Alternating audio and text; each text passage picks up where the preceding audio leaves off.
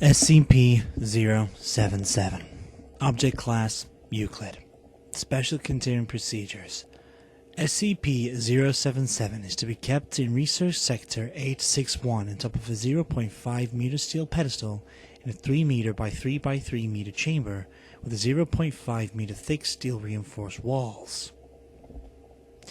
The reinforced steel hatch door to the chamber is to comply with AH-37 protocol and is to be guarded at all times by 2 Level 1 personnel. A boom mic connected to a speech recognition system should verify that all pronunciation is within standards. A camera is to be mounted within the chamber to record any changes. Every 8 hours, a minimum of 2, but preferably 3, trained D-Class personnel are to enter the containment area and, in a loud, clear voice, read the runes etched onto SCP-077 in unison. The reading must be performed by individuals who understand the full meaning of the runes being read, who are able to pronounce the entirety of the inscription correctly, and who are no more than 30 centimeters away from SCP-077. All personnel must undergo a 1-week training session with Foundation Linguistics for pronunciation, reading, and dialect coaching. A minimum of 20 D-Class personnel are to be trained or undergoing training at all times.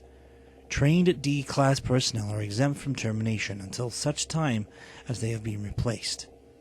Foundation Linguistics are to remain on call in case of an unexpected rune change.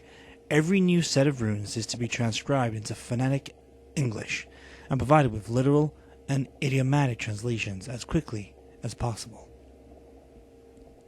The cafeteria menu for Research Sector 861 must not include any potatoes or potato-based ingredients. Description: SCP-077 appears to be the top half of a human skull engraved with runes, each filled with an unidentified black resin. The runes change every lunar month, defined by the full moon rising above the horizon and island, as well as at the winter and summer solstices, the spring and autumn equinoxes, and whenever a partial, annular, or total solar or lunar eclipse is visible from island.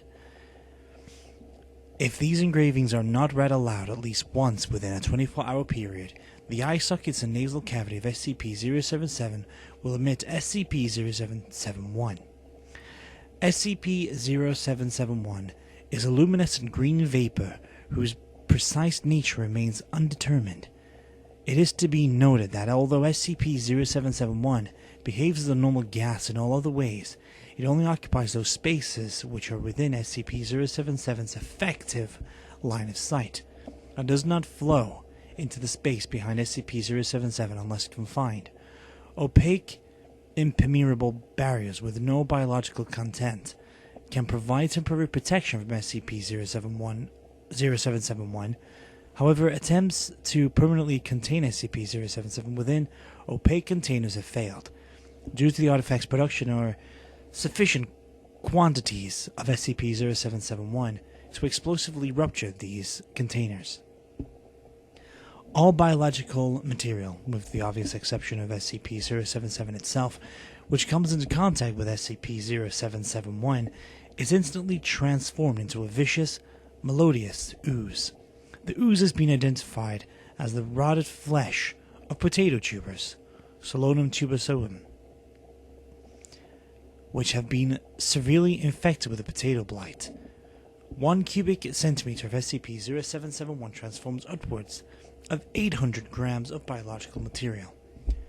Reading SCP-077's engravings has noticeable, if transient, effects on the health of the readers.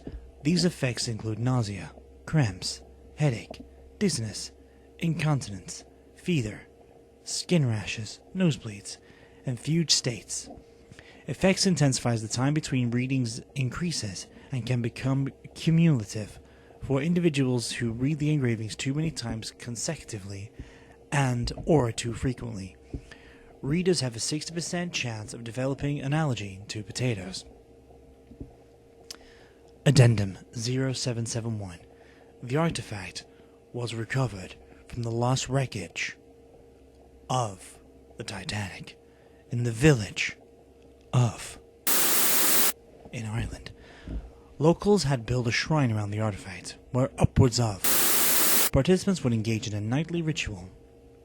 Fragmentary historical documents retrieved from the remnants of the village church, see Archive 0771576, and Library, Archive 0771582, indicate that the artifact existed as early as 1848, at which point in time it is described in highly positive terms, including protector and.